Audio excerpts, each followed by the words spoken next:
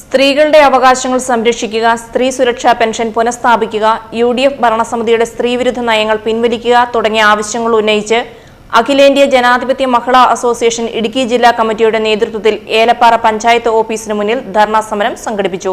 സ്ത്രീകളുടെ ഒരു അവകാശമായിരുന്നു, എന്നാൽ ആ അവകാശത്തെ UDF സർക്കാർ എടുത്തു കളയുകയാണ് ചെയ്തത്. നമ്മുടെ അവകാശം എന്ന് പറയുന്നത് സ്ത്രീ സുരക്ഷാ പെൻഷൻ പുനഃസ്ഥാപിക്കുക എന്നുള്ളത് തന്നെയാണ് നമ്മൾ ഈ സമരം കൊണ്ട് മുന്നോട്ട് വെക്കുന്നത്.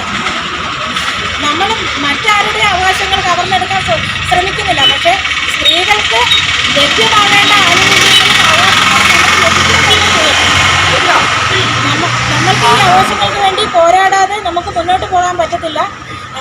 അവകാശങ്ങൾ നേടിയെടുക്കാൻ നമ്മൾ സമരവും ധർമ്മകളും നടത്തുക തന്നെ ചെയ്യണം.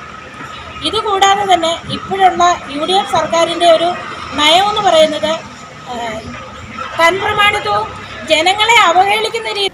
ധർണ മഹിളാ അസോസിയേഷൻ ഇടുക്കി ജില്ലാ കമ്മിറ്റി അംഗം ലത ജയൻ ഉദ്ഘാടനം ചെയ്തു. പഞ്ചായത്ത് ഭരണസമിതി തുടരുന്ന സ്ത്രീവിരുദ്ധ നടപടികൾക്കെതിരെ ശക്തമായ പ്രതിഷേധം ഉയർന്നു വരണമെന്ന് അവർ ഉദ്ഘാടന പ്രസംഗത്തിൽ പറഞ്ഞു. ചെമ്മണ്ണ് മേഖലാ സെക്രട്ടറി സരിത സുഭാഷ് ചടങ്ങിൽ അധ്യക്ഷത വഹിച്ചു. ഏരിയ കമ്മിറ്റി അംഗങ്ങളായ രഞ്ജിനി ജയകൃഷ്ണൻ, സിജി ഷിബു എന്നിവർ സംസാരിച്ചു. പ്രതിഷേധ പരിപാടിയിൽ നിരവധി പ്രവർത്തകർ പങ്കെടുത്തു.